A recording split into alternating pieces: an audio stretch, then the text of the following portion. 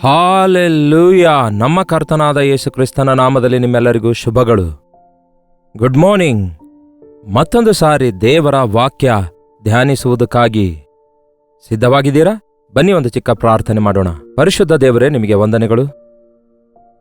ದಿನಗಳು ಕಳೆಯುತ್ತಿರುವಾಗ ನಿಮ್ಮೊಂದಿಗೆ ನಡೆಯುತ್ತಾ ನಿಮ್ಮ ಬರೋಣಕ್ಕಾಗಿ ಕಾದಿದ್ದು ನಿಮ್ಮ ರಾಜ್ಯಕ್ಕೆ ವಾರಸುದಾರರಾಗಲು ನಮ್ಮೆಲ್ಲರಿಗೂ ಸಹಾಯ ಮಾಡಿರೆಂದು ಕ್ರಿಸ್ತನ ನಾಮದಲ್ಲಿ ಬೇಡುತ್ತೇನೆ ತಂದೆಯೇ, ಆಮೇನ್. ಚೆನ್ನಾಗಿದ್ದೀರಾ ಪ್ರಿಯರೇ? ಸೌಖ್ಯವಾಗಿದ್ದೀರಾ? ಕ್ಷೇಮವಾಗಿದ್ದೀರಾ? ಕಳೆದ ರಾತ್ರಿ ಪ್ರಶಾಂತವಾಗಿ ನಿದ್ದೆ ಮಾಡಿದ್ದೀರಾ? ಬಹುಶಃ ನಿಮ್ಮಲ್ಲಿ ಕೆಲವರು ಇತರ ದೇಶದಿಂದ ವೀಕ್ಷಿಸುತ್ತಿರ್ಬೋದು. ಇದು ನಿಮಗೆ ಉದಯವಾಗಿಲ್ಲದೆ ಇರ್ಬೋದು, ಸಾಯಂಕಾಲವೋ ಮಧ್ಯಾಹ್ನವೋ ಮತ್ತೊಂದು ಸಮಯವೋ ಆಗಿರಬಹುದು. ನೀವು ದಿನವಿಡೀ ಸೌಖ್ಯವಾಗಿರಬೇಕೆಂದು, ನಿಮ್ಮ ಬದುಕಿನಲ್ಲೆಲ್ಲ ಸುರಕ್ಷಿತರಾಗಿರಬೇಕೆಂದು, ದೇವರ ಕಾವಲಿನ ಅಡಿಯಲ್ಲಿದ್ದು ಪ್ರತಿ ಹೋರಾಟಗಳಲ್ಲಿಯೂ ಶೋಧನೆಗಳಲ್ಲಿಯೂ ಜಯಿಸಿ ಪ್ರಶಾಂತವಾಗಿರಬೇಕೆಂದು ದೇವರು ಕೋರಿಕೊಳ್ಳುತ್ತಾರೆ. ಯೋಹಾನನು ಬರೆದ 3ನೇ ಪತ್ರಿಕೆ 2ನೇ ವಚನ ಓದುತ್ತಿದ್ದೇನೆ ಪ್ರಿಯರೇ. ಯಾಕೆಂದರೆ ಎಷ್ಟನೇ ಅಧ್ಯಾಯ ಎಂದು ಕೇಳಬೇಡಿ, ನಿಮಗೆ ಗೊತ್ತಲ್ಲವೋ, ಯೋಹಾನ ಬರೆದ 3ನೇ ಪತ್ರಿಕೆಯಲ್ಲಿ ಒಂದೇ ಅಧ್ಯಾಯವಿದೆ. ಯೋಹಾನನು ಯೇಸುವಿನ 12 ಮಂದಿ ಶಿಷ್ಯರಲ್ಲಿ ಯೇಸು ಬಹಳ ಪ್ರೀತಿಸಲ್ಪಟ್ಟ ಶಿಷ್ಯನೆಂದು ಕರೆಯಲ್ಪಟ್ಟ, ಯೇಸುವನ್ನು ಅಧಿಕವಾಗಿ ಪ್ರೀತಿಸಿದ ಶಿಷ್ಯನೆಂದು ಕರೆಯಲ್ಪಟ್ಟಿಲ್ಲ, ಆದರೆ ಯೇಸುವಿನಿಂದ ಅಧಿಕವಾಗಿ ಪ್ರೀತಿಸಲ್ಪಟ್ಟಿರುವ ಶಿಷ್ಯನೆಂದು ದೀನತೆಯಿಂದ ಒಪ್ಪಿಕೊಳ್ತಾನೆ. ಯಾವಾಗಲೂ ಯೇಸುವಿನ ಎದೆಗೆ ವರ್ಗಿದವನಾಗಿ ಆತನ ಪ್ರೀತಿಯನ್ನು ಸವಿಯುತ್ತಾ ಇದ್ದ, ಆತನ ಸನ್ನಿಧಿಯಲ್ಲಿ ಆನಂದಿಸುತ್ತಾ ಇದ್ದ. ಆತನು ಬರೆದ ಯೋಹಾನನು ಬರೆದ ಸುವಾರ್ತೆ, ಯೋಹಾನನು ಬರೆದ 1ನೇ ಪತ್ರಿಕೆ, 2ನೇ ಪತ್ರಿಕೆ, 3ನೇ ಪತ್ರಿಕೆಯಲ್ಲಿ ನೀವು ಗಮನಿಸೋದಾದರೆ ಅಲ್ಲಿ ಪ್ರೀತಿಯ ಕುರಿತಾಗಿ ಹೆಚ್ಚು ವಿವರಿಸುತ್ತಾನೆ. ನಿಜವೇ ಪ್ರಿಯರೇ, ಯೇಸುವಿನ ಸೇವೆ ಮಾಡುವಂಥವರಿಗೆ ಬೇಕಾದದ್ದು ಅಭಿಷೇಕ ಬೇಕು, ಶಕ್ತಿ ಬೇಕು, ಧೈರ್ಯ ಬೇಕು, ಇನ್ನು ಏನೇನೋ ಬೇಕನ್ನುತ್ತಾರೆ. ಈಗಿನ ಕಾಲವಾದರೂ ಎಕ್ವಿಪ್ಮೆಂಟ್ಸ್ ಬೇಕು, ಉಪಕರಣಗಳು ಬೇಕು, PA ಸಿಸ್ಟಮ್ ಬೇಕು, ಲೈಟ್ಗಳು ಬೇಕು, ಸಹಾಯಕರು ಬೇಕು, ಹಾಗೂ ಆಲಯಗಳು ಬೇಕು ಎಂದು ಏನೇನೋ ಕೋರಿಕೊಳ್ಳುತ್ತಾರೆ. ಆದರೆ ನಾನು ಗಮನಿಸಿದ್ದು, ಬೈಬಲ್ನಲ್ಲಿ ದೈವ ಸೇವಕರು ಮಾಡಿರುವುದನ್ನು ಪರಿಶೀಲಿಸುವಾಗ ನಾನು ಗುರುತಿಸಿದ್ದು, ನನ್ನ ಬದುಕಿನಲ್ಲಿಯೂ ಕೂಡ ನಾನು ಕಂಡುಕೊಂಡದ್ದು, ದೇವರ ಸೇವೆ ಮಾಡುವಂಥವರಿಗೆ ದೇವರ ಪ್ರೀತಿ ಬೇಕು, ತಂದೆಯ ಮನಸ್ಸು ಬೇಕು, ವಿಶಾಲವಾದ ಹೃದಯ ಬೇಕು. ಈ ಯೋಹಾನನು ವೃದ್ಧಾಪ್ಯದಲ್ಲಿ ಬರೆದಂತಹ ಪತ್ರಿಕೆಯೇ ಈ ಯೋಹಾನನು ಬರೆದ 3ನೇ ಪತ್ರಿಕೆಯಾಗಿದೆ. ಎಲ್ಲಾ ಶಿಷ್ಯರು ರಕ್ತ ಸಾಕ್ಷಿಯಾಗುತ್ತಾರೆ, ಆದರೆ ಈ ಯೋಹಾನನು ವೃದ್ಧಾಪ್ಯದವರೆಗೂ ಎಷ್ಟೇ ಹಿಂಸೆ ಮಾಡಿದ್ರು, ಎಷ್ಟೇ ಚಿತ್ರಹಿಂಸೆ ಕೊಟ್ಟರು, ಅವನಿಗೆ ಮರಣ ಉಂಟಾಗದೇ ಇರುವುದರಿಂದ ಬೇಸತ್ತು ಹೋಗಿ ಅವನನ್ನು ಪತ್ಮೋಸ್ ಎಂಬ ದ್ವೀಪದಲ್ಲಿ ಇಡ್ತಾರೆ. ಅಲ್ಲೇ ನಮಗೆ ಪ್ರಕಟಣೆ ಪುಸ್ತಕ ಬರೆದು ಅವನು ಗ್ರಂಥಕರ್ತನಾಗಿ, ಕಾರಣಕರ್ತನಾಗಿ ಈ ಯೋಹಾನನೇ ಕೊಡ್ತಾನೆ. ಬಹಳ ವರ್ಷಗಳ ನಂತರ ಆ ಯೋಹಾನನನ್ನು ಹಿಂಬಾಲಿಸಿದ ಶಿಷ್ಯರು ಹೋಗಿ ನೋಡಿದಾಗ ಇನ್ನೂ ಬದುಕೇ ಇದ್ದನಂತೆ. ಎಲ್ಲರೂ ಅವನನ್ನು ಭುಜದ ಮೇಲೆ ಹೊತ್ತುಕೊಂಡು ಬಂದು, ಅಯ್ಯ, ನಮಗೆ ವಾಕ್ಯ ಸಾರು, ಪ್ರಸಂಗಿಸು, ನಮಗೆ ಉಪದೇಶ ಮಾಡು ಅಂದಾಗ ಆ ತುಂಬು ವೃದ್ಧಾಪ್ಯದಲ್ಲಿಯೂ ಸಹ ಮಾತಾಡಲಾರದ ಪರಿಸ್ಥಿತಿಯಲ್ಲಿಯೂ ತಾಳ್ಮೆಯಿಂದ ಒಬ್ಬರನ್ನೊಬ್ಬರು ಪ್ರೀತಿಸಿಕೊಳ್ಳಿರಿ ಎಂದು ಹೇಳ್ತಾ ಇದ್ದನಂತೆ. ಮತ್ತೊಂದು ಕಡೆ ಹೊತ್ಕೊಂಡು ಹೋದ್ರೆ ಅದೇ ಮಾತು ಹೇಳಿದನಂತೆ, ಒಬ್ಬರನ್ನೊಬ್ಬರು ಪ್ರೀತಿಸಿಕೊಳ್ಳಿರೆಂದು. ಎಷ್ಟೊತ್ತು ಹೇಳಿದ್ರೂ ಕೂಡ ಒಬ್ಬರನ್ನೊಬ್ಬರು ಪ್ರೀತಿಸಿಕೊಳ್ಳಿರಿ ಎಂದು ಹೇಳ್ತಿದ್ದನಂತೆ. ನಿಜವಾಗ್ಲೂ ಈ ದಿನಗಳಲ್ಲಿ ದೇವರ ಮಕ್ಕಳಾದ ನಾವು ಒಬ್ಬರನ್ನೊಬ್ಬರು ಪ್ರೀತಿಸಿಕೊಳ್ಳೋದಾದ್ರೆ, ಅಷ್ಟ್ಯಾಕೆ ಪ್ರಿಯರೇ, ನಮ್ಮ ಮನೆಯಲ್ಲಿರುವ ಗಂಡ ಹೆಂಡತಿ ನಿಜವಾಗ್ಲೂ ಒಬ್ಬರನ್ನೊಬ್ಬರು ಪ್ರೀತಿಸಿಕೊಂಡ್ರೆ ಮನೆಯಲ್ಲಿ ಸಮಸ್ಯೆಗಳಿರ್ತವೋ, ಜಗಳಗಳಿರ್ತವೋ, ಹೋರಾಟಗಳಿರ್ತವೋ, ಪೈಪೋಟಿ ಇರ್ತವೋ, ಕ್ಷಮಿಸಲಾರದ ಮನಸ್ಸಿರುತ್ತದೋ? ಜನರೆಲ್ಲರೂ ಒಬ್ಬರನ್ನೊಬ್ಬರು ಕ್ಷಮಿಸಿಕೊಳ್ಳುತ್ತಾ ಇದ್ರೆ ಎಷ್ಟು ಸಮಾಧಾನ ಇರುತ್ತೆ ನೋಡಿ. ಯುದ್ಧಗಳಿರುವುದಿಲ್ವಲ್ಲ, ಇಂದಿನ ದಿನಗಳಂತೆ ಯಾವ ಕಳವಳ ಇರೋದಿಲ್ವಲ್ಲ, ಹೌದಲ್ಲವೇ? ನಮಗೆ ಪ್ರೀತಿ ಇಲ್ಲದಕ್ಕಾಗಿಯೇ ದ್ವೇಷವೋ, ಹೊಟ್ಟೆಕಿಚ್ಚು, ಅಸೂಯೆ, ವಿಮರ್ಶೆ ಮನುಷ್ಯರನ್ನು ಕಾಡಿಸಿ ಪೀಡಿಸ್ತಾ ಇದೆ. ಅದನ್ನು ತೆಗೆದು ಹಾಕುವುದಕ್ಕಾಗಿ ಪ್ರೀತಿ ಸ್ವರೂಪನಾದ ದೇವರು ಪ್ರೀತಿಯನ್ನು ತೋರಿಸುವುದಕ್ಕಾಗಿ ಮತ್ತು ನಾವು ನಮ್ಮ ಶತ್ರುಗಳನ್ನು ಪ್ರೀತಿಸುವುದಕ್ಕಾಗಿ ಹಾನಿ ಮಾಡಿದವರನ್ನು ಕ್ಷಮಿಸುವುದು ಹೇಗೆ ಎಂದು ಆತನು ಶಿಲುಬೆಯಲ್ಲಿ ತೋರಿಸಿಕೊಟ್ಟು ಹೋಗಿದ್ದಾನೆ. ಆ ಶಿಲುಬೆಯ ಪ್ರೀತಿಯನ್ನು ಸವಿದಿರುವ ಯೋಹಾನನು ಆ ಪ್ರೀತಿಯನ್ನೇ ಪ್ರಕಟಿಸುತ್ತಾನೆ. ಆ ಯೋಹಾನನು ಈ 3ನೇ ಪತ್ರಿಕೆಯಲ್ಲಿ ಗಾಯನು ಎಂಬ ಒಬ್ಬ ವ್ಯಕ್ತಿಗೆ ಈ ಪತ್ರಿಕೆ ಬರೆಯುತ್ತಿದ್ದಾನೆ. ಆ ಗಾಯನು ಆ ಕಾಲದ ವಿಶ್ವಾಸಿಗಳಲ್ಲಿ ಪ್ರಾಮುಖ್ಯನಾದಂತಹ ಒಬ್ಬನಾಗಿದ್ದನು. ಅವನ ಮನೆಯೊಳಗೆ ಒಂದು ಆಲಯವಿತ್ತು, ಅಲ್ಲಿ ಕೆಲವರನ್ನು ಅವನು ಕಾಪಾಡುತ್ತಾ ಇದ್ದ, ಅಂದರೆ ಪೋಷಿಸುತ್ತಾ ಇದ್ದ. 2ನೇ ವಚನದಲ್ಲಿ ಹೇಳ್ತಾನೆ, ಪ್ರಿಯನೇ, ನೀನು ಆತ್ಮ ವಿಷಯದಲ್ಲಿ ಅಭಿವೃದ್ಧಿ ಹೊಂದಿರುವ ಪ್ರಕಾರ ಎಲ್ಲಾ ವಿಷಯಗಳಲ್ಲಿ ಅಭಿವೃದ್ಧಿ ಹೊಂದಬೇಕು ಅನ್ನುತ್ತಾನೆ. ಹೌದು, ನಿಮ್ಮಲ್ಲಿ ಅನೇಕರು ಈ ಅನುದಿನದ ಧ್ಯಾನದಲ್ಲಿ ದೇವರ ವಾಕ್ಯ ಕ್ರಮವಾಗಿ ಕೇಳ್ತಿದ್ದೇವೆಂದು ಕೇಳ್ತಿದ್ದೀರಲ್ಲವೇ? ಹಾಗಾದರೆ ನೀವು ಅಭಿವೃದ್ಧಿ ಆಗ್ತಿದ್ದೀರಾ? ನಿಮ್ಮಲ್ಲಿ ಎಷ್ಟೋ ಜನರು ಈ ಲೈವ್ ಕಾರ್ಯಕ್ರಮ ಪ್ರಾರಂಭಿಸಿದ ನಂತರ ನಾವು ವಾಕ್ಯ ಕೇಳಿದಾಗ ರಕ್ಷಿಸಲ್ಪಟ್ಟಿದ್ದೇವೆ ಎಂದು ಸಾಕ್ಷಿ ಕೊಟ್ಟಿದ್ದೀರಲ್ಲವೇ? ಬಲಗೊಳ್ಳುತ್ತಿದ್ದೇವೆ ಎಂದು ಸಾಕ್ಷಿ ಕೊಡ್ತಿದ್ದೀರಲ್ಲವೇ? ಬಲಗೊಂಡ ನಂತರ, ರಕ್ಷಿಸಲ್ಪಟ್ಟ ನಂತರ ನಾವು ಫಲಿಸಬೇಕು, ನಮ್ಮ ಮನೆಯವರನ್ನು ರಕ್ಷಣೆಯೊಳಗೆ ನಡೆಸಬೇಕು. ನಿಮ್ಮಲ್ಲಿ ಅನೇಕರು, ನಾನು ರಕ್ಷಿಸಲ್ಪಟ್ಟು ನನ್ನ ಗಂಡನನ್ನು ಕೂಡ ರಕ್ಷಣೆಯೊಳಗೆ ನಡೆಸಿಕೊಂಡಿದ್ದೇನೆ, ನನ್ನ ಕುಟುಂಬ ಕರ್ತನ ಕಡೆಗೆ ನಡೆಸಿಕೊಂಡಿದ್ದೇನೆ, ನನ್ನ ಆಧ್ಯಾತ್ಮಿಕ ಜೀವಿತವನ್ನು ಫಲಭರಿತವಾಗಿ ಜೀವಿಸುತ್ತಾ ಇದ್ದೇನೆ, ನನ್ನ ಸ್ನೇಹಿತರಿಗೆ ಸಾಕ್ಷಿಯಾಗಿದ್ದೇನೆ, ನನ್ನ ಜೀವಿತದಿಂದ ಯೇಸುವನ್ನು ಮಹಿಮೆಪಡಿಸ್ತಿದ್ದೇನೆ, ಇಂತಹ ಅದ್ಭುತಗಳು ನನ್ನ ಜೀವಿತದಲ್ಲಿ ನಡೆಯುತ್ತಿವೆ ಎಂದು ನಿಮ್ಮಲ್ಲಿ ಅನೇಕರು ಹೇಳ್ತಿದ್ದೀರಿ. ಅದಕ್ಕಾಗಿ ದೇವರನ್ನು ಎಷ್ಟೋ ಸ್ತುತಿಸ್ತೇನೆ. ಮತ್ತು ಹಾಗೆ ನೀವು ಆತ್ಮದಲ್ಲಿ ಅಭಿವೃದ್ಧಿ ಆಗುತ್ತಿರುವಾಗ ನಿಮಗೆ ಗೊತ್ತಿಲ್ಲದ ಹಾಗೆ you will be a blessing. ಇತರರಿಗೆ ನೀವು ಆಶೀರ್ವಾದಕರವಾಗಿ ಮಾರ್ಪಡ್ತೀರಿ, ಒಂದು ಮಾರ್ಗದರ್ಶಿಯಾಗಿ ಮಾರ್ಪಡ್ತೀರಿ, ಒಬ್ಬ ಸಲಹೆಗಾರನಾಗ್ತೀರಿ, ಒಬ್ಬ ಆದರಣೆ ಕೊಡುವ ವ್ಯಕ್ತಿಯಾಗಿರ್ತೀರಿ. ಒಂಥರ ಹೇಳಬೇಕಾದ್ರೆ ನಿಮ್ಮ ಸುತ್ತಲಿರುವವರು ನಿಮ್ಮಲ್ಲಿ ನಂಬಿಕೆ ಇಡ್ತಾರೆ. ಅವರು ನಿಮ್ಮ ಬಳಿಗೆ ಬರ್ತಾರೆ, ಪ್ರಾರ್ಥನೆ ಅವಶ್ಯಕತೆ ಇದ್ದಾಗ ನಿಮ್ಮ ಸಲಹೆ ಕೇಳ್ತಾರೆ. ಅದನ್ನು ನೀವು ಫಲಿಸುವುದಕ್ಕೆ ಗುರುತಾಗಿರುತ್ತೆ. ನಿಮ್ಮಲ್ಲಿ ಪ್ರೀತಿ ನೋಡಿದಾಗ, ನಿಮ್ಮಲ್ಲಿ ಸಂತೋಷ ನೋಡಿದಾಗ, ನಿಮ್ಮಲ್ಲಿ ಸಮಾಧಾನ ನೋಡಿದಾಗ, ನಿಮ್ಮಲ್ಲಿ ದೀರ್ಘಶಾಂತಿ ನೋಡಿದಾಗ, ನಂಬಿಕೆ ನೋಡಿದಾಗ, ನಿಮ್ಮೊಳಗೆ ಸಾತ್ವಿಕತ್ವ ನೋಡಿದಾಗ, ನಿಮ್ಮೊಳಗೆ ಸ್ವನಿಯಂತ್ರಣವನ್ನು ನೋಡಿದಾಗ, ನಿಮ್ಮ ಸುತ್ತಲಿರುವವರು ನಿಮ್ಮ ದೇವರು ನಮಗೂ ಬೇಕು ಎಂದು ಹೇಳ್ತಾರೆ. ಅದು ಫಲಿಸುವುದೆಂದ್ರೆ ಆತ್ಮಫಲ ಏನೆನ್ನುವಾಗ ಈಗ ತಾನೇ ಹೇಳಿದೇನಲ್ಲವೇ, ಇವೆಲ್ಲವೂ ಆಟೋಮೆಟಿಕ್ ಆಗಿ ನಮ್ಮ ಜೀವಿತದಲ್ಲಿ ಫಲಿಸುವಾಗ ಯೇಸುವಿನ ಗುಣಲಕ್ಷಣಗಳು ನಮ್ಮೊಳಗೆ ಬರ್ತವೆ. ಹಾಗೆ ಫಲಿಸುತ್ತಾ ಇದ್ದೀರಾ? ಬಹಳಷ್ಟು ಜನ ಹೇಳ್ತಿದ್ದಾರೆ, ಯೇಸುವಿನಲ್ಲಿ ನಾವು ಸೌಖ್ಯವಾಗಿದ್ದೇವೆ, ಯೇಸುವಿನಲ್ಲಿ ಆನಂದವಾಗಿದ್ದೇವೆ, ಫಲಿಸುತ್ತಿದ್ದೇವೆ, ಕ್ಷಮಿಸ್ತಿದ್ದೇವೆ, ಇತರರನ್ನು ಸಹಿಸಿಕೊಳ್ತಿದ್ದೇವೆ, ತಾಳಿಕೊಳ್ತಿದ್ದೇವೆ, ನಾವು ನಂಬಿಕೆಯಲ್ಲಿ ಮುಂದೆ ಸಾಗ್ತಿದ್ದೇವೆ ಎಂದು ಸಾಕ್ಷಿ ಕೊಡ್ತಿದ್ದೀರಲ್ಲವೇ? ಅದಕ್ಕಾಗಿ ದೇವರನ್ನು ಎಷ್ಟೋ ಸ್ತುತಿಸ್ತೇನೆ.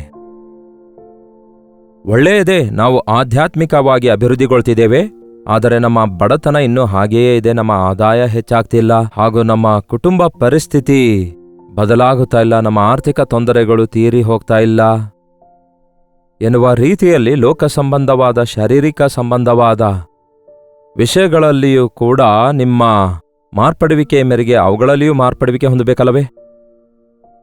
ಇಲ್ಲಿ ಯೋಹಾನನು ಹೇಳ್ತಾನೆ, ಪ್ರಿಯನೇ, ನೀನು ಆತ್ಮ ವಿಷಯದಲ್ಲಿ ಅಭಿವೃದ್ಧಿ ಹೊಂದುತ್ತಿರುವ ಪ್ರಕಾರವೇ ಉಳಿದ ಎಲ್ಲಾ ವಿಷಯಗಳಲ್ಲಿಯೂ. ಎಲ್ಲಾ ವಿಷಯ ಅಂದ್ರೆ ಕೆಲವೊಂದು ವಿಷಯ ಹೇಳ್ರಿ ನೋಡೋಣ. ನೀವು ನನಗೆ ಹೇಳಿದ್ರು ಕೇಳಿಸಲ್ವಲ್ಲ, ಲೈವ್ ಚಾಟ್ನಲ್ಲಿ ಬಂದು ಟೈಪ್ ಮಾಡಿ. ಎಲ್ಲಾ ವಿಷಯಗಳಲ್ಲಿ ಅಂದಾಗ ನಿಮ್ಮ ಆರೋಗ್ಯದ ವಿಷಯದಲ್ಲಿ, ನಿಮ್ಮ ಆರ್ಥಿಕ ಪರಿಸ್ಥಿತಿಗಳಲ್ಲಿ, ನಿಮ್ಮ ಗರ್ಭಫಲದ ವಿಷಯದಲ್ಲಿ, ನಿಮ್ಮ ಪ್ರಾಜೆಕ್ಟ್ಸ್ ವಿಷಯಗಳಲ್ಲಿ, ನಿಮ್ಮ ವೃತ್ತಿಯ ವಿಷಯದಲ್ಲಿ, ನಿಮ್ಮ ವಿದ್ಯಾಭ್ಯಾಸದ ವಿಷಯದಲ್ಲಿ. ಕೇಳಿ ಪ್ರಿಯರೇ, ನಿಮಗೆ ಸಂಬಂಧಪಟ್ಟ ಎಲ್ಲಾ ವಿಷಯಗಳಲ್ಲಿ ನೀವು ಅಭಿವೃದ್ಧಿಯಾಗಬೇಕು. ನೀವು ಅಭಿವೃದ್ಧಿಯಾಗುತ್ತಲೇ ಇರಬೇಕು, ಅಭಿವೃದ್ಧಿಯಾಗುತ್ತಾ ಇರಬೇಕು. No full stop. ಇಷ್ಟೇ ಆಶೀರ್ವದಿಸ್ತೇನೆ ಎಂದು ಹೇಳುವಾತನಲ್ಲ ನಮ್ಮ ದೇವರು. ಹಂತ ಹಂತವಾಗಿ ಹೆಚ್ಚಿಸುವಾತನಾಗಿದ್ದಾರೆ, ಹಂತ ಹಂತವಾಗಿ ಆಶೀರ್ವದಿಸುವಾತನಾಗಿದ್ದಾರೆ. 30ರಷ್ಟು, 60ರಷ್ಟು, 100ರಷ್ಟು ಆಶೀರ್ವದಿಸ್ತಾರೆ. ಆದರೆ ಯಾಕೆ ಈ ದಿನ ಅನೇಕ ವಿಶ್ವಾಸಿಗಳು ರಕ್ಷಿಸಲ್ಪಟ್ಟ ನಂತರವೂ ಕೂಡ ಇಹ ಸಂಬಂಧವಾದ, ಶರೀರ ಸಂಬಂಧವಾದ, ಲೋಕ ಸಂಬಂಧವಾದ ವಿಷಯಗಳಲ್ಲಿ ಕೂಡ ಇನ್ನೂ ಯಾಕೆ ಕೊರತೆಯಲ್ಲಿರ್ತಿದ್ದಾರೆ? ಯಾಕೆ ಸಮೃದ್ಧಿಯನ್ನು ಕಾಣ್ತಾ ಇಲ್ಲ? ನಿಮಗೆ ಆಸ್ತಿ ಇಲ್ಲ ಎನ್ನುವುದಾದರೆ ನೀವು ತಿನ್ನಲಿಕ್ಕಾಗದೆ, ಅನುಭವಿಸಲಿಕ್ಕಾಗದೇ ಇರುವಷ್ಟು ಆಸ್ತಿ ಉಳ್ಳದಾಗಿರುವುದಲ್ಲ. ಅಷ್ಟಕ್ಕೂ ನಿಜವಾದ ಆಶೀರ್ವಾದ ಅಂದರೆ ಎಷ್ಟೋ ಹೊಂದಿರುವಂಥದ್ದು ಅಲ್ಲ. ಯಾವ ಸಮಯಕ್ಕೆ ಯಾವುದು ಅಗತ್ಯವಾಗಿರುತ್ತದೋ ಅದನ್ನು ಹೊಂದಿಕೊಂಡಿರುವುದೇ ಆಶೀರ್ವಾದವಾಗಿದೆ. ಆಕಾಶ ಪಕ್ಷಿಗಳನ್ನು ನೋಡ್ರಿ, ಅವು ಉಪವಾಸ ಇರಲ್ಲ, ಹಾಗೂ ಅವು ಕೂಡಿಟ್ಕೊಳ್ಳೋದೂ ಕೂಡ ಇಲ್ಲ. ಆದರೆ ಯಾವ ಹೊತ್ತು ಕೂಡ ಅವು ಉಪವಾಸ ಇರಲ್ಲ. ನಮಗೂ ಕೂಡ ಹಣದ ಆಸೆ ಇಲ್ಲದೇ ಇರಬಹುದು, ನಮ್ಮ ಬ್ಯಾಂಕ್ ಬ್ಯಾಲೆನ್ಸ್ ಫುಲ್ ನಿಲ್ಲಾಗಿರಬಹುದು. ಆದರೆ ಯಾವಾಗಲೂ ನಾವು ಕೈ ಚಾಚಿ ಸಾಲ ಮಾಡುವ ಅಗತ್ಯವಿರಲ್ಲ, ಬೇಡಿ ತಿನ್ನುವ ಅವಶ್ಯಕತೆ ಇರಲ್ಲ. ಅದೇ ನಮ್ಮ ಆಶೀರ್ವಾದ ಆಗಿರುತ್ತೆ. ಆಧ್ಯಾತ್ಮಿಕವಾಗಿ ನೀವು ಅಭಿವೃದ್ಧಿ ಆದಾಗ ನಿಮ್ಮ ಆರ್ಥಿಕ ವ್ಯವಸ್ಥೆಯನ್ನು, ಆರ್ಥಿಕ ಸ್ಥಿತಿಯನ್ನು ಕೂಡ ಆತನು ಅಭಿವೃದ್ಧಿಗೊಳಿಸುತ್ತಾನೆ. ನಾನು ಆಶೀರ್ವದಿಸಲ್ಪಟ್ಟಿದ್ದೇನೆ ಎಂದು ಹೇಳಿ ಸಣ್ಣ ಸಣ್ಣ ವಿಷಯಕ್ಕೆ ಹಾಸ್ಪಿಟಲ್ ಪಾಲಾಗೋದು, ಸಣ್ಣ ಸಣ್ಣ ಕಾರಣಕ್ಕಾಗಿ ರೋಗದ ಪಾಲಾಗೋದು, ಇದನ್ನು ನಮ್ಮ ಸುತ್ತಲಿರುವಂಥವರು ಗಮನಿಸುವಾಗ ನಾವು ಆಧ್ಯಾತ್ಮಿಕವಾಗಿ ಅಭಿವೃದ್ಧಿಯಾಗುವುದನ್ನು ಅವರು ಅಂಗೀಕರಿಸಲು ಸಾಧ್ಯವೋ? ನಾವು ಶರೀರಧಾರಿಗಳಾಗಿರೋದ್ರಿಂದ ರೋಗಗಳು ಬರೋದು ತಪ್ಪಿದ್ದಲ್ಲ. ನಾವು ಈ ಲೋಕದಲ್ಲಿ ಅನೇಕ ಪೊಲ್ಯೂಷನ್ಸ್ ಮಧ್ಯದಲ್ಲಿ ಬದುಕುತ್ತಾ ಇರೋದ್ರಿಂದ ಒಂದಲ್ಲ ಒಂದು ಬಲಹೀನತೆಗಳು ಬರುತ್ತಲೇ ಇರ್ತವೆ. ಆದರೆ ನಿಮ್ಮನ್ನು ಸ್ವಸ್ಥಪಡಿಸುವ ಯೆಹೋವನು ನಾನೇ ಎಂಬುವ ಆತನಲ್ಲಿ ನಂಬಿಕೆ ಇಟ್ಟಂತಹ ನಾವು ಮೇಲಿಂದ ಮೇಲೆ ಆತನ ಸ್ವಸ್ಥತೆಯನ್ನು ಕಾಣುವವರಾಗಿರ್ತೇವೆ. ಪದೇ ಪದೇ ವ್ಯಾಧಿ ಪೀಡಿತರಾಗಿರಬಾರದು. ಆದರೆ ನೂತನ ಪಡಿಸುವ ನಮ್ಮ ಕರ್ತನಾದ ದೇವರು ಮೇಲಿಂದ ಮೇಲೆ ನಮಗೆ ನೂತನ ಬಲವನ್ನು, ಸ್ವಸ್ಥತೆಯನ್ನು, ಶಕ್ತಿಯನ್ನು ಕೊಡ್ತಾರೆ. ನೀವು ಎಲ್ಲಾ ವಿಷಯದಲ್ಲಿ ಅಭಿವೃದ್ಧಿ ಆಗಬೇಕು. ನಿಮ್ಮ ಆರ್ಥಿಕ ಸ್ಥಿತಿ ಅಭಿವೃದ್ಧಿ ಆಗಬೇಕು, ನಿಮ್ಮ ಆರೋಗ್ಯ ಪರಿಸ್ಥಿತಿ ಅಭಿವೃದ್ಧಿಯಾಗಬೇಕು, ನಿಮ್ಮ ಗರ್ಭಫಲ ಆಶೀರ್ವದಿಸಲ್ಪಡಬೇಕು, ನಿಮಗೆ ಗರ್ಭಫಲ ಉಂಟಾಗಬೇಕು, ನಿಮಗೆ ಇರುವಂತಹ ಮಕ್ಕಳು ದಿನೇ ದಿನೇ ದೇವರ ದಯೆಯಲ್ಲಿಯೂ ಮನುಷ್ಯರ ದಯೆಯಲ್ಲಿಯೂ ಅಭಿವೃದ್ಧಿಯಾಗ್ತಿರಬೇಕು. ನಿಮ್ಮ ಮುಂದೆ ಅವರು ಉಲ್ಲಾಸಕರವಾಗಿ, ಸಂತೋಷಕರವಾಗಿ ಒಂದು ಮಾದರಿಯುಳ್ಳ ಕುಟುಂಬವಾಗಿ ನಿಮ್ಮ ಕುಟುಂಬ ಇರುವಾಗಲೇ ನಿಮ್ಮ ಸುತ್ತಲಿರುವವರು ನಿಮ್ಮನ್ನು ನಂಬ್ತಾರೆ. ಯೆಹೋವನಿಂದ ಆಶೀರ್ವದಿಸಲ್ಪಟ್ಟ ಕುಟುಂಬ ಹೀಗಿರುತ್ತದೆ ಎಂಬುದಾಗಿ ಕೀರ್ತನೆ 128ನೇ ಅಧ್ಯಾಯದಲ್ಲಿದೆ. 127ನೇ ಅಧ್ಯಾಯ, 128ನೇ ಅಧ್ಯಾಯ. ಈ ಅಧ್ಯಾಯಗಳನ್ನು ಓದಿ ಧ್ಯಾನಿಸಿರಿ. ಸಾಯಂಕಾಲದವರೆಗೂ ನಿಮಗೆ ಸಮಯ ಇದೆಯಲ್ಲವೇ? ದೇವರ ಆಶೀರ್ವಾದ ನಿಮ್ಮ ಮನೆಯವರ ಮೇಲೆಲ್ಲ ಇರುತ್ತೆ. ನೀವು ಮಾಡುವ ಕೆಲಸವೆಲ್ಲ ಆಶೀರ್ವದಿಸಲ್ಪಡುತ್ತೆ. ಈ ದಿನ ಈ ಕಾರ್ಯಕ್ರಮದ ಮುಖಾಂತರ ವಾಕ್ಯ ಕೇಳುತ್ತಿರುವ, ಆಧ್ಯಾತ್ಮಿಕವಾಗಿ ಬಲಗೊಳ್ಳುತ್ತಾ ಅಭಿವೃದ್ಧಿ ಹೊಂದುತ್ತಿದ್ದೇವೆ ಎಂದು ಹೇಳುವ ನೀವೆಲ್ಲರೂ ಎಲ್ಲಾ ವಿಷಯಗಳಲ್ಲಿ ಅಭಿವೃದ್ಧಿಯಾಗಬೇಕೆಂದು, ಅಭಿವೃದ್ಧಿಯಾಗುತ್ತಲೇ ಇರಬೇಕು, ಅಭಿವೃದ್ಧಿ ಹೊಂದುತ್ತಾ ಕ್ಷೇಮದಿಂದಿರಬೇಕು ಎಂಬುದಾಗಿ ಪ್ರಾರ್ಥಿಸುತ್ತೇನೆ ಅನ್ನುತ್ತಾನೆ. ನೀವು ನಂಬಿದರೂ ನಂಬದಿದ್ದರೂ ನನ್ನ ಪ್ರಾರ್ಥನೆ ಕೂಡ ಅದೇ ಪ್ರಿಯರೇ. ಏನೋ 4 ಒಳ್ಳೆ ಮಾತು ಹೇಳಿ ಸುಮ್ಮನೆ ನಿಮ್ಮನ್ನು ಏನೋ ಬಲಪಡಿಸುವಂಥದ್ದಲ್ಲ. ನಿಮಗೋಸ್ಕರ ಪ್ರಾರ್ಥಿಸುವುದಕ್ಕಾಗಿ, ನಿಮ್ಮ ಲೋಪಗಳನ್ನು ತಿದ್ದುವುದಕ್ಕಾಗಿ, ನಿಮ್ಮ ನಂಬಿಕೆ ಬಲಗೊಳ್ಳುವ ಹಾಗೆ ನೀವು ಫಲಿಸಿ ಅಭಿವೃದ್ಧಿ ಹೊಂದಿ ಆಧ್ಯಾತ್ಮಿಕವಾಗಿ ಶಕ್ತಿ ಹೊಂದುವ ಹಾಗೆ, ಪರಿಶುದ್ಧಾತ್ಮನ ಶಕ್ತಿಯನ್ನು ನೀವು ಹೊಂದುವ ಹಾಗೆ ನಿಮಗೋಸ್ಕರ ವಿಜ್ಞಾಪನೆ ಮಾಡುವುದಕ್ಕಾಗಿ ಸಿದ್ಧವಾಗಿದೆ. ಲೌಕಿಕ ಸಂಪಾದನೆಗಾಗಿಯೋ ಸಮಸ್ಯೆಗೋಸ್ಕರವೋ ಅಲ್ಲ, ಆದರೆ ಆಧ್ಯಾತ್ಮಿಕವಾಗಿ ಅಭಿವೃದ್ಧಿಯಾಗುತ್ತಿರುವ ನೀವು ಎಲ್ಲಾ ವಿಷಯಗಳಲ್ಲಿ ಕುಂದು ಕೊರತೆ ಇಲ್ಲದವರಾಗಿ ನೀವಿರಬೇಕೆಂದು ನಿಮಗೋಸ್ಕರ ಪ್ರಾರ್ಥಿಸ್ತಿದ್ದೇವೆ. ಒಂದು ವೇಳೆ ನಿಮ್ಮ ಜೀವಿತದಲ್ಲಿ ಯಾವುದಾದ್ರೂ ಒಂದು ಕಡಿಮೆ ಇರೋದಾದ್ರೆ, ಕೊರತೆ ಇರೋದಾದ್ರೆ, ಅದರಿಂದ ಹೊರಬರಲಾರದ ಪರಿಸ್ಥಿತಿ ಇರೋದಾದ್ರೆ, ಅದರ ವಿಷಯದಲ್ಲಿ ದೇವರ ಮುಂದೆ ನಾವು ಖಚಿತವಾಗಿಯೂ ಮೊರೆ ಇಡೋಣ. ಅದ್ಭುತವಾದ ಬಿಡುಗಡೆಯನ್ನು ಹೊಂದಿ ಸಂಪೂರ್ಣವಾದ ಆಶೀರ್ವಾದ ದೇವರು ನಮಗೆ ಅನುಗ್ರಹಿಸ್ತಾರೆ. ಪ್ರಾರ್ಥನೆ. ಪರಿಶುದ್ಧ ದೇವರೇ, ಪ್ರೀತಿಯುಳ್ಳ ತಂದೆಯೇ, ಮತ್ತೊಂದು ಸಾರಿ ದೇವರೇ ನಿಮ್ಮ ಪಾದ ಸನ್ನಿಧಿಯಲ್ಲಿ ಸೇರಿ ಆಧ್ಯಾತ್ಮಿಕವಾಗಿ ಬಲಗೊಳ್ಳುತ್ತಿದ್ದೇವೆ ಎಂದು ಸಾಕ್ಷಿ ಕೊಡುವ ನಾವು ಇನ್ನೂ ಯಾಕೆ ನಮ್ಮ ಜೀವಿತದಲ್ಲಿ ತೊಂದರೆಗಳು ಇನ್ನೂ ಮುಂದುವರಿಯುತ್ತಿವೆ, ಕೊರತೆಗಳು ಯಾಕೆ ಎದುರಾಗ್ತಿವೆ, ಈ ಅನಾರೋಗ್ಯ ಯಾಕೆ ಕಾಡಿಸಿ ಪೀಡಿಸ್ತಿದೆ ಎಂದು ಎಷ್ಟೋ ಜನರು ಕುಗ್ಗಿ ಹೋಗಿರುವ ವೇಳೆಯಲ್ಲಿ ದೇವರೇ ನಿಮ್ಮ ಪಾದವನ್ನೇ ಹಿಡಿದುಕೊಳ್ತಿದ್ದೇವೆ. ಎಲ್ಲಾ ವಿಷಯಗಳಲ್ಲಿ ನಾವು ಸೌಖ್ಯವಾಗಿರಬೇಕೆಂದು, ನಮ್ಮ ಪ್ರತಿ ಅವಶ್ಯಕತೆಯನ್ನು ತೀರಿಸಿ ನಮ್ಮನ್ನು ಪರಿಪೂರ್ಣರನ್ನಾಗಿ ಮಾಡಬೇಕೆಂದು, ರಕ್ಷಣೆಯ ಕಾರ್ಯವನ್ನು, ವಿಮೋಚನೆಯ ಕಾರ್ಯವನ್ನು ನೀವು ಮಾಡಿ ಮುಗಿಸಿರೋದ್ರಿಂದ ನಿಮ್ಮ ರಕ್ತದಲ್ಲಿ ತೊಳೆಯಲ್ಪಟ್ಟವರ ಮೇಲೆ ಸೈತಾನನಿಗೆ ಯಾವ ಅಧಿಕಾರವೂ ಇರಲಾರದ ಹಾಗೆ ಸಹಾಯ ಮಾಡಿರಿ. ನಮಗಿರುವುದೆಲ್ಲವೂ ನಿಮ್ಮಿಂದ ಆಶೀರ್ವದಿಸಲ್ಪಡುವುದಕ್ಕೂ, ದಿನೇ ದಿನೇ ಅಭಿವೃದ್ಧಿ ಹೊಂದಿ ನಿಮ್ಮನ್ನು ಮಹಿಮೆ ಪಡಿಸಲು ಮತ್ತು ಈ ಲೋಕದಲ್ಲಿ ನಿಮಗೆ ಸಾಕ್ಷಿಗಳಾಗಿ ಜೀವಿಸಲು ನಮ್ಮಲ್ಲಿ ಒಬ್ಬೊಬ್ಬರಿಗೂ ಸಹಾಯ ಮಾಡಿರೆಂದು ಕ್ರಿಸ್ತನ ನಾಮದಲ್ಲಿ ಬೇಡುತ್ತೇನೆ ತಂದೆಯೇ, ಆಮೇನ್. ನಮ್ಮ ತಂದೆಯಾದ ದೇವರ ಪ್ರೀತಿಯೂ, ಮಗನಾಗಿರುವ ಕ್ರಿಸ್ತನ ಕೃಪೆಯೂ, ಆದರಣೆಕರ್ತನಾದ ಪವಿತ್ರಾತ್ಮನ ಸಹವಾಸವು ಕೂಡಿ ಬಂದಿರುವ ನಮ್ಮೆಲ್ಲರ ಸಂಗಡ ಇಂದಿಗೂ ಸದಾಕಾಲಕ್ಕೂ ನೆಲೆಯಾಗಿರಲಿ. ಆಮೇನ್.